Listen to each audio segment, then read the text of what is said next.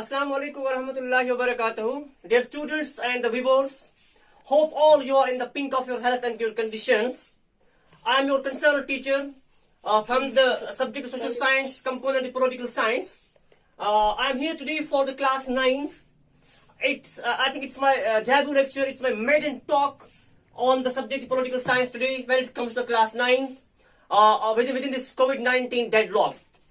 So dear students, hope you are all well. Stay connected at your home. So let me talk to you from the chapter number 2 here today. But prior to this, I will jump to discuss something regarding the chapter number 2. Let me recapitulate what your concerned teacher has discussed with you within their normal class working. So dear students, the theme of this textbook is Democratic Politics 2.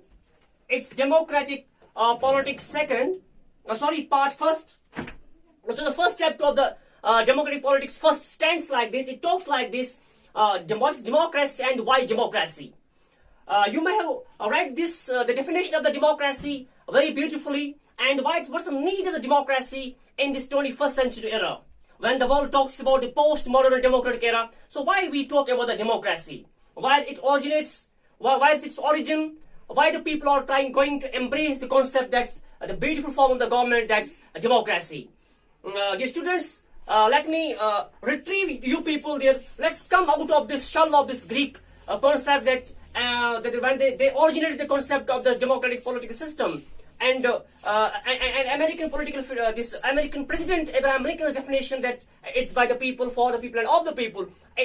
Let's go beyond the contours of this definition of this Abraham Lincoln.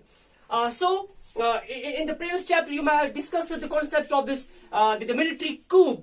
That's completely against the concept of democracy in the Pakistan in 1995 under the President General Parvez Musharraf.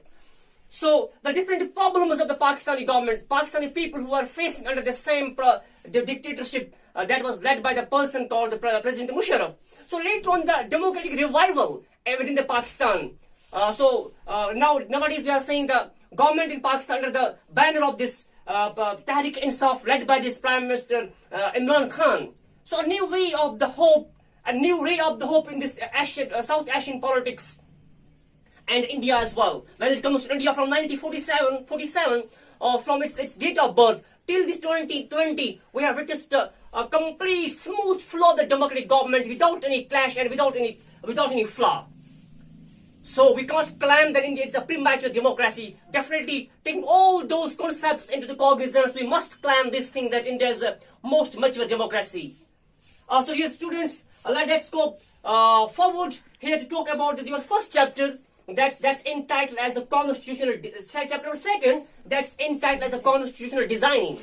If you go through this content of your textbook, 5 or 6 contents, whether it's the constitutional designing, whether you talk about the democratic rights, whether you talk about the framing of the constitution, whether you talk about the erstwhile politics of the J&K state, all those chapters, wholly and solely, they talk about the democratic system. There's only one notion behind the mind of the writer to develop the democratic sensation and democratic understanding among the students of class 9.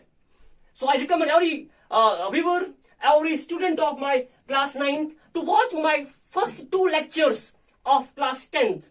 In the same lectures, I was also trying to make them understand that how democracy works and how it's a benefit for the students of the class 10th. So I recommend you people as well to watch my YouTube lectures of the class 10th, part lecture 1 and lecture 2. That will definitely broaden your insight and outlook to understand the concept of democracy. So dear friends, if we talk about the mature democracy, the prerequisite and the predominant element of the democratic countries, that's a constitution.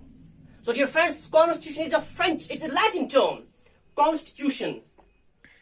It's a Latin term. It has been derived from the Latin root constitutio. Means that something regulates, something within the form of the writings, that rules and regulations that is set for the particular country to be governed as per these rules and regulations. When we are going beyond these constitutional rules and regulations, we can be claimed that you are outlaw and you are infringers because you are violating, you are breaking the laws.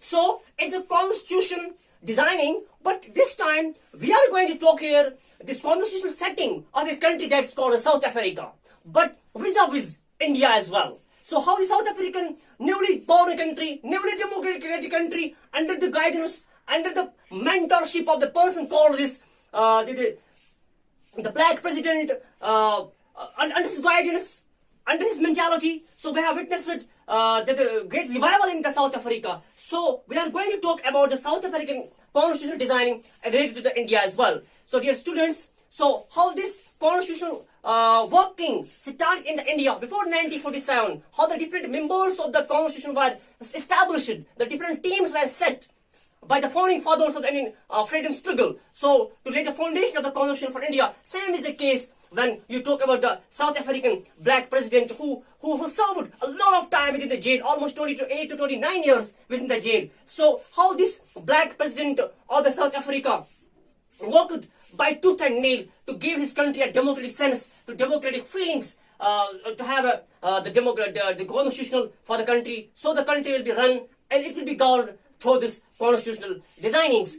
So after a long wave of this struggle, we have witnessed the democratic system within the South Africa as well. So in the next lecture, I am going to talk from line to line with how this constitutional designing took place within the South Africa. Till then, stay connected, stay tuned, and wish you all the best and have a nice time.